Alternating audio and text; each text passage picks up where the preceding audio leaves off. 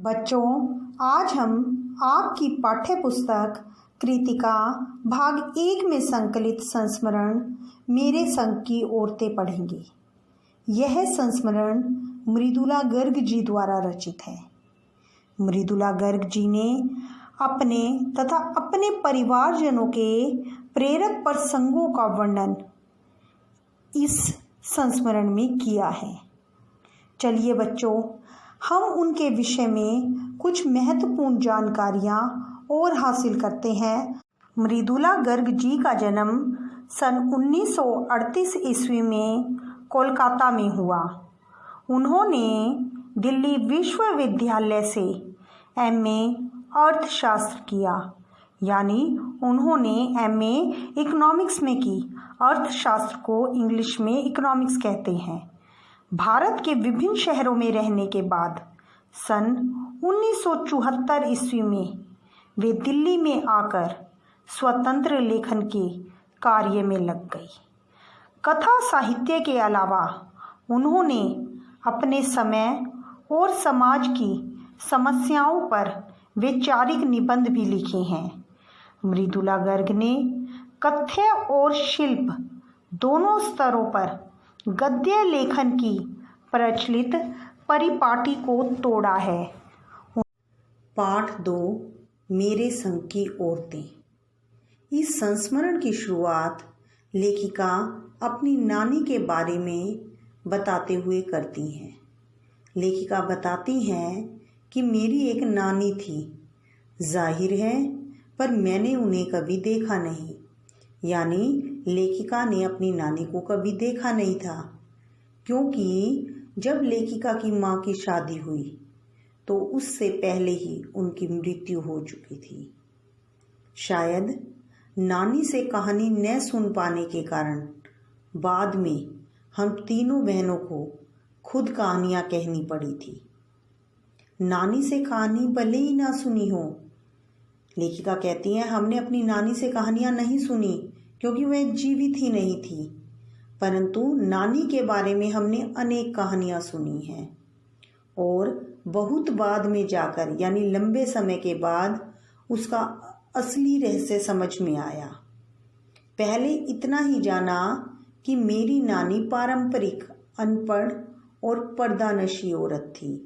पारंपरिक यानी परंपराओं को निभाने वाली, अनपढ़ जो पढ़ी लिखी नहीं थी, और पर्दानशी हमेशा जो पर्दे में रहती थी।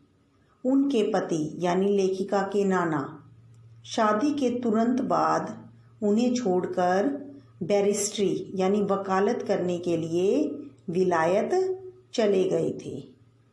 कैम्ब्रिज विश्वविद्यालय से डिग्री लेकर जब वे लौटे तो उन्होंने विलायती ढंग से अपना जीवन व्यतीत किया, लेकिन नानी पर इसका कोई प्रभाव नहीं पड़ा और न ही उन्होंने अपनी किसी इच्छा, आकांक्षा या पसंद नापसंद का इजहार अपने पति पर किया। लेखिका ने बताया कि जिस समय उनकी नानी की मृत्यु हुई थी उस समय उनकी उम्र बहुत कम थी।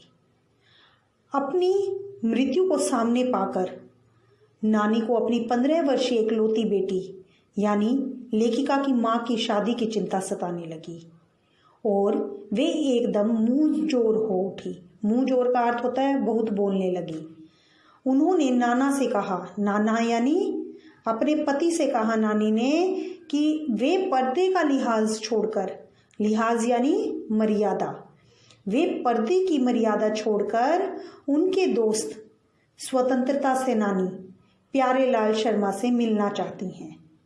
यह बात सुनकर सब हैरान रह गए कि जिस औरत ने कभी पराए मर्द से तो क्या अपने मर्द से बात तक नहीं की, वह अपनी जिंदगी के आखिरी वक्त में उस अजनबी से क्या कहना चाहती है। पर नाना ने वक्त की कमी को समझा और मौके की नज़ाकत की भी उन्होंने लाज रखी।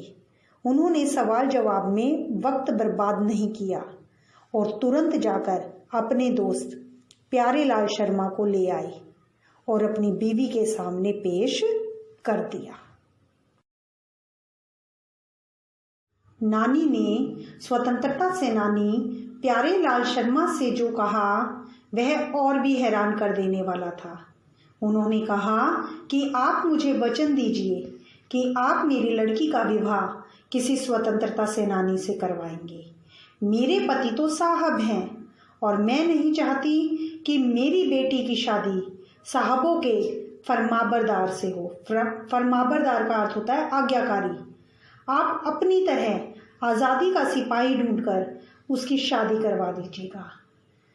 कौन कह सकता था कि जो औरत अपनी आज़ादी से पूरी तरह बेखबर थी, उस औरत के मन में देश की आज़ादी के लिए ऐसा जुनून होगा।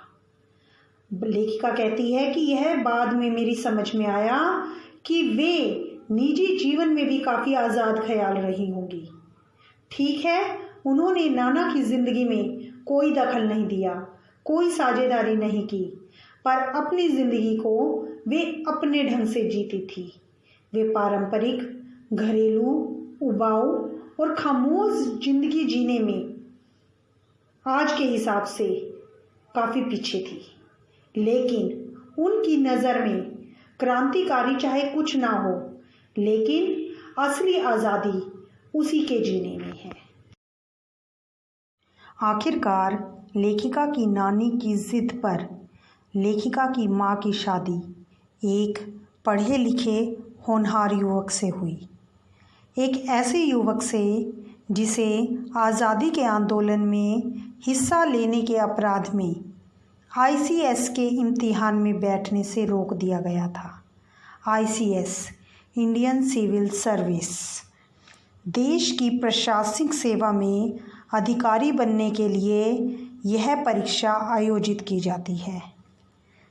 लेखिका के पिता की जेब में पुश्तैनी पैसा धेला एक नहीं था, यानी उनके पास खानदानी पैसा नहीं था, और लेखिका की माँ को अपनी माँ और गांधी जी के सिद्धांतों के चक्कर में सादा जीवन जीना पड़ा और उच्च ख्याल रखने पड़े।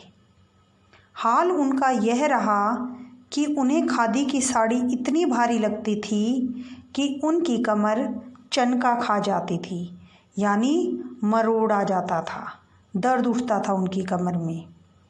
रात रात भर जाग कर वे अभ्यास करती थी साड़ी पहनने का, जिससे दिन में शर्मिंदगी ना उठानी पड़े। वे कुछ ऐसी नाजुक थी, नाजुक यानी कोमल, कि उन्हें देखकर उनकी सास यानी लेखिका की दादी ने यह तक कह दिया था कि हमारी बहू तो ऐसी है कि धोई पोछी और छीके पर टांग दी। छीके दूध आदि को टांगने की जगह छीका कहलाती है। गनीमत यही थी कि किसी ने उन्हें छीके पर से उतारने की कोशिश नहीं की।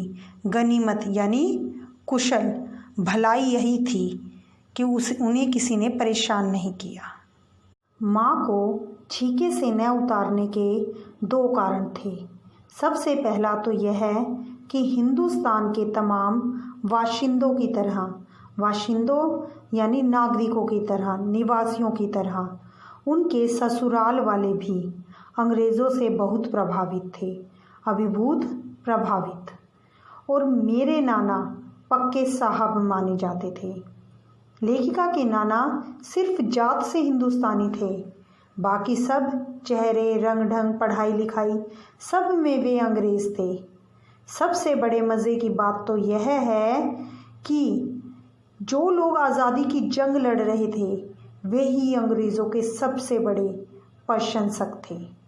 गांधी हो या नेहरू या लेखिका के पिताजी के घर वाले, भले उनका लड़का खाली जेब क्रांति करता रहे, किंतु घर में दबदबा अंग्रेज़ भक्त ससुर का ही चलता था। ऐसी स्थिति में घर में एक सिरफिरे लड़के की क्रांतिकारी पत्नी का होना परी कथा सा, यानी परियों की कथा जैसा रोमांच पैदा करता था। नानी की सनक भरी आखिरी ख्वाहिश और नाना की रजामंदी ये रोमांचक उपकथाएं थी, यानी छोटी कहानियाँ थी, जो कहानी के जादू को, तिलिस्म जादू को और गाढ़ा बना चुकी थी। दूसरा कारण माँ का अपना व्यक्तित्व था। शख्सियत का अर्थ है व्यक्तित्व। उनमें खूबसूरती, नज़ाकत और गैर दुनियादारी थी। वे हमेशा ईमानदार थी और निष्पक्षता का व्यवहार करती थी। ये सब परियों की जातियों से कम जादू मालूम नहीं पड़ता था। उनसे कोई ठोस काम नहीं करवाया जाता था।